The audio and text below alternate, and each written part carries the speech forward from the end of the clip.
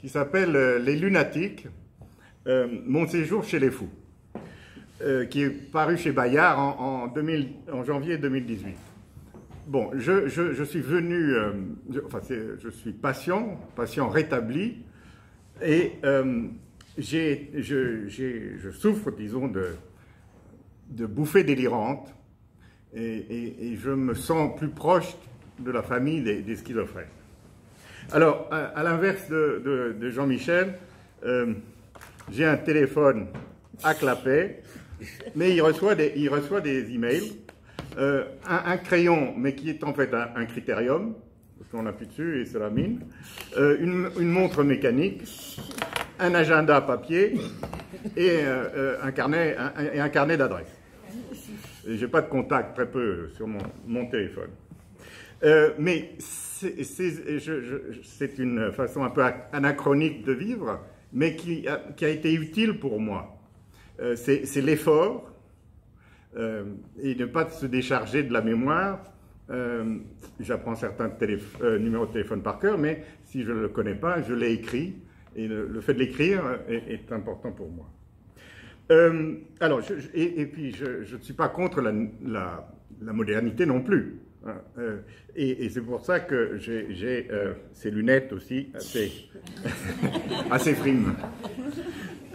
Et je vais lire mon topo plus que de le parler, parce que j'ai aussi besoin du support papier. Donc, comment allier... Ma question, c'est le pourquoi de ma présence. La migration des outils traditionnels de communication au profit des outils numériques. Cette mutation est absolument inéluctable, et la poursuite de la numérisation s'intensifie. Et nous l'avons vu, et il y a des très bonnes choses, comme il y en a d'autres moins bonnes. Alors, comment allier le respect d'une certaine tradition avec l'outil Internet? Alors, je pense qu'il y a une voie qui peut se distinguer entre une numérisation pour tous, et qui serait à mon sens excessive, et qui laisserait beaucoup de gens sur le pas de la route, parce qu'ils ne pourraient pas suivre. Donc il y aurait une numérisation pour tous, et puis l'exclusion de ceux qui ne pourraient pas continuer cette numérisation. Alors, comment aborder le numérique? Et quel effet sur la santé en général, sur la santé mentale en particulier, mais l'e-santé et l'e-santé mentale? Alors, je vais vous parler de mon rétablissement, et j'avais développé pour moi-même une certaine retenue. Mais je m'aperçois en voyant les chiffres que je passe encore pas mal de temps devant les écrans, mais c'est un écran d'un portable, comment on appelle ça, d'un ordinateur fixe que j'allume, mais je n'ai pas vraiment de portable ni de tablette. Et puis j'ai appris donc qu'il fallait valoriser l'ennui. Et ça, c'est vrai que dans les hôpitaux, on s'ennuie beaucoup. Alors, je ne sais pas s'il y a des... maintenant, on accepte les tablettes ou les portables quand on est hospitalisé. Ma dernière hospitalisation date de 2012, et je ne pense pas que j'avais l'autorisation d'avoir mon portable. Mais il serait bon de rester prudent et de faire attention à ce que la machine, en effet, ne prenne pas le dessus. Mon maintien en forme, en bonne santé, est dû donc à ces objets anachroniques, et aussi à cet ensemble que j'essaie de vous décrire, et qui m'a conduit aussi à prendre mon stylo et pour écrire l'ouvrage dont je vous ai parlé tout à l'heure. Trois idées m'importent plus particulièrement.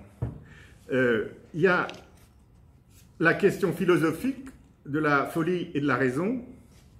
Il y a la discipline psychiatrique qui, en médecine, pour moi, est une discipline essentiellement humaine. Et puis il y a une vieille bataille, disons, entre le travail manuel et l'intellectualisme.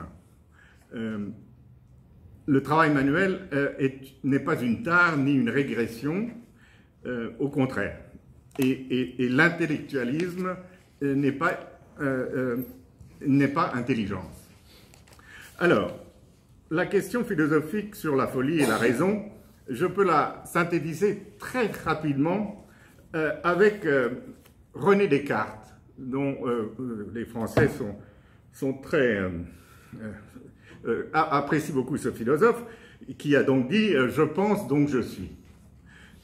Alors, il faut savoir qu'il l'a dit alors qu'il était au chaud, en Suède, dans ce qu'il appelait son poêle, c'est-à-dire il est nourri, logé, et il pouvait se consacrer à la philosophie. Il dit donc « je pense donc je suis ». Et il ne pense pas l'homme en tant que corps et estomac. Parce que s'il avait eu faim et froid, je pense qu'il aurait dit que l'homme est d'abord, on doit s'occuper de le nourrir et de le vêtir avant de pouvoir penser à la raison. La raison est l'unique caractéristique de l'humain pour Descartes. Et à partir de cette idée, il condamne tous ceux qui ont perdu la raison.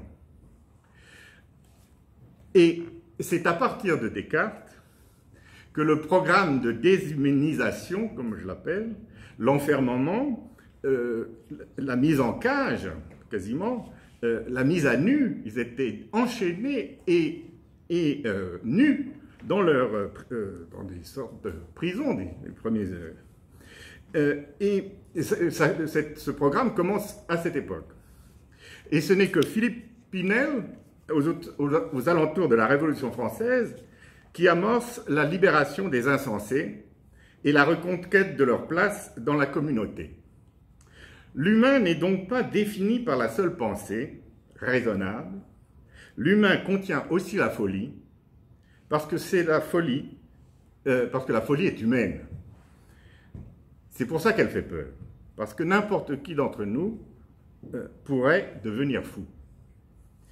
Et, pardon?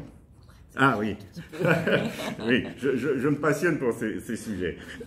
Alors, je vais surtout parler de la psychiatrie comme une discipline humaine. Et c'est ça qui nous rassemble. C'est vrai que ce petit rappel historique est important.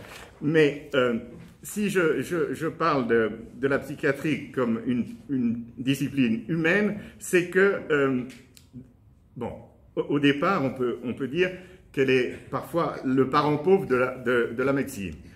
Trouver un toubib et prendre un rendez-vous, c'est un parcours du combattant. La psychiatrie elle-même est stigmatisée au sein même de la médecine. Le psychiatre plus malade que son patient. Mais on doit reconnaître que les avancées de la pharmacopée, les molécules et les médicaments sont importants aussi. Les avancées techniques, comme on a pu les voir, et puis beaucoup sont liées au numérique. Les applications du smartphone, et ça vraiment, si ça soulage la douleur, et ça permet de diminuer justement les inconvénients de ces maladies dures, il faut continuer. Mais la psychiatrie est une discipline donc humaine avant tout, parce que c'est l'aspect de la psychosociale que j'aimerais relever ici. Tous ces médecins psychiatres, ces infirmiers psy, ces accompagnateurs, ces aidants, les familles, les proches, les associations diverses ou spécialisées comme Argos 2001 ou Schizoï, mais aussi la Maison des usagers, ici à Paris, qui est un lieu d'échange interassociatif, sans oublier les psychologues, les éducateurs, les kinés, ceux qui soignent par l'ergothérapie, l'art-thérapie, et que sais-je encore, musicothérapie, accompagnateurs, visiteurs. Existe-t-il des visiteurs en HP? Ça, je n'ai pas su répondre. Les médecins généralistes, il ne faut jamais oublier le côté, l'aspect somatique lié aux troubles psychiques. Et même le personnel de surface qui maintient les lieux de soins propres et sains. La psychiatrie est humaine aussi parce qu'il y a des thérapies cognitivo-comportementales, l'éducation thérapeutique du patient, les ETP des proches, des parents, des frères et sœurs. Voilà, j'accélère un peu le rythme. Le rôle de la famille et de tous ceux qui aident, tout ça se développe. Et tous ces contributeurs humains, et c'est là la faiblesse peut-être de la psychiatrie, ne sont pas assez nombreux. Mais c'est l'essence même de cette discipline. Et c'est la carence de ces personnes qui renvoie à d'autres problèmes. Le moyen de payer décemment toutes ces personnes et la formation de ce personnel. Mais il ne faut surtout pas jeter le bébé avec l'eau du bain. Je me suis débrouillé pour être devant vous ce soir avec la psychiatrie comme elle l'était à mon époque. Ma première crise a eu lieu au Brésil en 1983, j'avais 23 ans, et j'ai déjà été hospitalisé à l'hôpital Pinel de Rio de Janeiro, et je m'en suis, disons, bien sorti.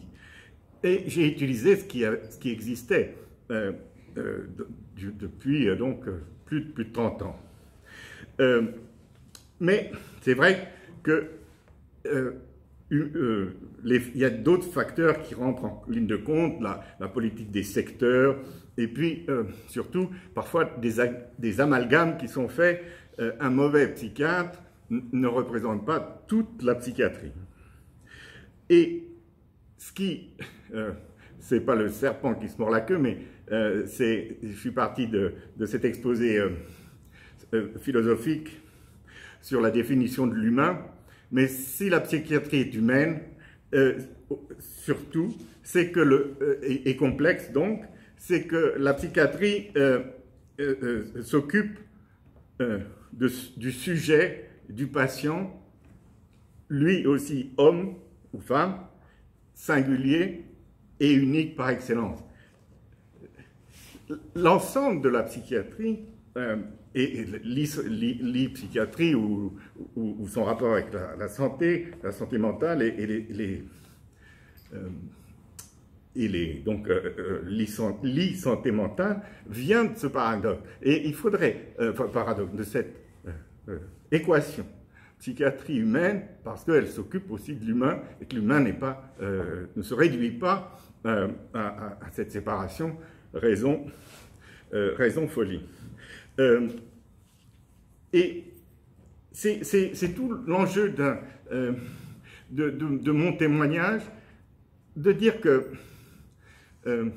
la machine peut vous aider, mais la machine, je dis l'ordinateur ou d'autres, mais qu'elle doit néanmoins rester, vous devez rester maître de la machine. Et dans cette accélération du temps et dans le monde actuel, je prône une certaine lenteur. Je parlais de retenue, mais pour moi, ça fait appel aussi aux souvenirs, ça fait appel à beaucoup de souvenirs ou de sensations. Mon plus gros, disons, travail thérapeutique a été de me souvenir et de pouvoir, avec des petits portraits, faire cette galerie que sont les lunatiques. Et chaque fois, j'ai essayé de mettre en avant le côté humain. Et il y a une chose qu'il faut se souvenir aussi, c'est d'avoir le sens de l'humour. C'est-à-dire que quand on rentre dans la maladie, si on n'a pas le sens de l'humour, eh bien, il faut tâcher de l'acquérir rapidement. C'est un grand... ça aide beaucoup. Bon, je voulais vous parler donc du travail manuel, mais on va passer. Et puis, on va peut-être vous dire en conclusion, vous avez compris que j'étais un chantre de l'humain, que voilà, que je ne suis finalement qu'un homme de bonne volonté.